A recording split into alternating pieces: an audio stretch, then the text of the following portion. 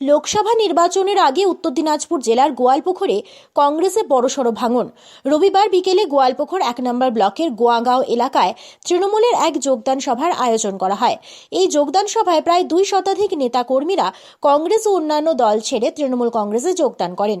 যোগদানকারীদের হাতে তৃণমূলের দলীয় পতাকা তুলে দেন গোয়ালপুকুরের বিধায়ক তথা রাজ্যের মন্ত্রী গোলাম রব্বানী ও জেলা পরিষদের সহকারী সভাধিপতি গোলাম রসুল। সব মিলিয়ে লোকসভা নির্বাচনের আগে এই যোগদান অনেকটাই প্রভাব ফেলবে বলে মনে করছেন তৃণমূল নেতৃত্বরা। নিজস্ব প্রতিনিধির রিपोर्ट পশ্চিমবঙ্গ সংবাদ PS। सवाल 100% जायज है। कॉलेज हम बोले थे हम लोग करेंगे और उसके प्रोसेस में भी जो हम लोग हैं और उम्मीद है कि कॉलेज होगा ही गोवालपुकुर में। लेकिन जमीन 10 बीघा जमीन एक साथ कहीं नहीं मिलता है, जहाँ मिलती है लोग वहाँ पसंद नहीं करते हैं। सर बोलছিলাম যে বিজেপি বলছে যে এমপি ভোট হলে খালি গোয়ালপুকুর কলেজে মানে কথা ওঠে, এমপি ভোটের পর কলেজে কথা ওঠে না। তো পঞ্চায়েতের উঠেছিল, এটা আমার ইলেকশনে উঠেছিল। তো বিজেপি একটা কলেজ করে দোক না, বিজেপি 5 বছর তো চলে গেল। বিজেপি একটা হসপিটাল করে দিলে ভালো হয়। বিজেপি তো বলছে সব গল্প, একটা কাজ তো করতে পারছে না গোয়ালপুকুরে। আমরা তো বলেছি তো করছি কাজ তো। হ্যাঁ, বিজেপির নেতাগুলো যে বলছে যে কলেজের গল্পটা হচ্ছে লোকসভা ইলেকশন, সেই জন্য আমরা তো আগের দিকে কলেজের জন্য বলেছি। আমরা কলেজ নিয়ে এখানে খুব আমরা জমি খোঁজা হচ্ছে আমাদের। আমরা কলেজের জমি পালে আমরা কলেজ নিয়ে प्रोसेस আমরা চালু করব আমরা। अच्छा, कुछ दिन पहले बात आई थी कि एक जगह जमीन मिल गई है, तो उस जमीन को लेकर के क्या हुआ? जो लोग आगे आए थे खुद बढ़कर नहीं, उस जमीन का कागज पत्र हम लोग ऑलरेडी जमा ले लिए हैं।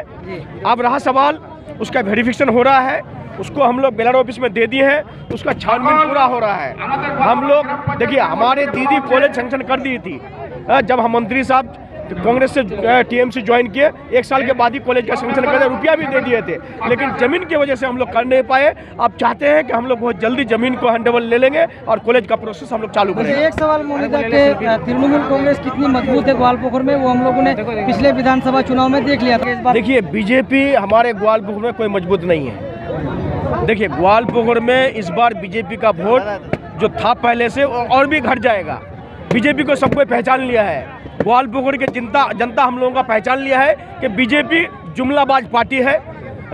सिर्फ जुमला के अलावा कोई गुफ्तगू नहीं। अच्छा, एक मीडिया वाला, नेशनल मीडिया वाला पूछ रहा था हमारा गृह मंत्री को, अमित शाह जी को, कि आप लोग 15 लाख रुपया घुसाने चाहे थे अकाउंट में, तो हमारे गृह मंत्री, हमारे देश के होम मिनिस्टर जब वो बोले कि ये जुमला है, ये आप भी जानते हैं हम भी जानते हैं, तो ये जुमला पार्टी है और उसके अलावा कुछ नहीं है। ममता बनर्जी जो वादा करती है उस वादा को निभाती है। आज ममता बनर्जी बोल दी थी 2021 के इलेक्शन के आगे कि आप लोग हमको 10 सेकंड दीजिए, हम लक्ष्मी का भंडार कर देंगे, हम राशन जब तक फ्री रहेंगे, हमारा सरकार जब तक रहेगा हम राशन फ्री दे देंगे। देता है, ये जुमला वाला पार्टी नहीं है टीएमसी।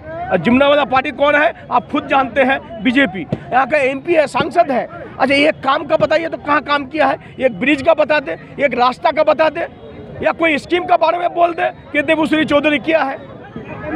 सिर्फ जो करेगा उसके ऊपर सवाल व निशान खड़ा होगा, तो हम लोग करते हैं, हम लोगों के ऊपर सवाल निशान खड़ा ही होता है। বলছিলাম দাদা একের পর এক কিন্তু এমপি ভোট আগে বিভিন্ন দল থেকে কিন্তু আপনাদের তৃণমূলে আমরা কি বলেছিলাম?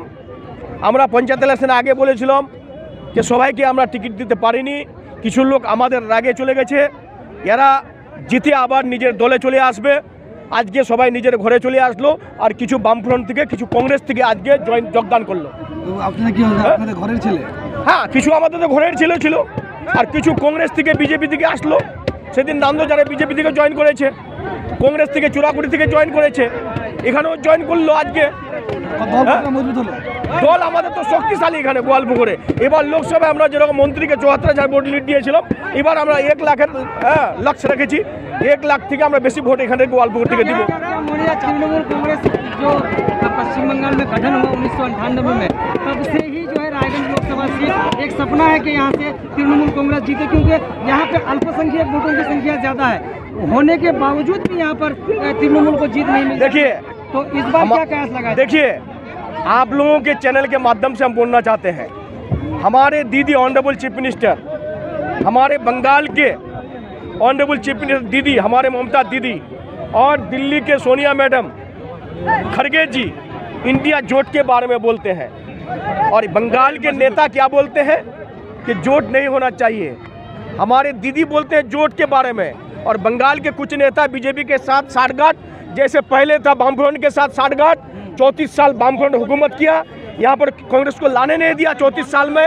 उसके बाद हमारे ममता बनर्जी पार्टी 1998 में अलग कर ली, और कुछ ही साल में जाकर के 2011 में बंगाल को दखल कर लिया। इस तरह का यहाँ पर एजेंट है कांग्रेस का, जो बीजेपी के साथ साठगांठ किया हुआ है, बीजेपी के साथ अंदर से अंदर लिंक लगा हुआ है, ताकि यहाँ पर बंगाल में जोट ना हो। और हम लोग चाहते हैं हमारे दीदी और सोनिया मैडम जो कैंडिडेट देंगे यहाँ पर रायगंज लोकसभा से, हम लोग जिता के भेजेंगे।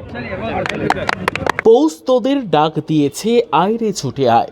রায়গঞ্জ শহরে শুরু হচ্ছে পৌষ মেলা।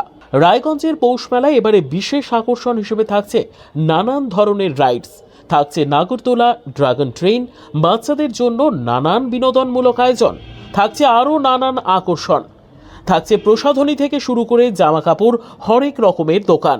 পৌষ মেলার স্থান রায়গঞ্জ স্টেডিয়াম গ্রাউন্ড। 21শে ডিসেম্বর থেকে শুরু হয়ে মেলা চলবে 17ই জানুয়ারি পর্যন্ত। প্রতিদিন দুপুর 2টো থেকে চলবে মেলা। সকলকে সাদর আমন্ত্রণ রায়গঞ্জের পৌষ মেলায়।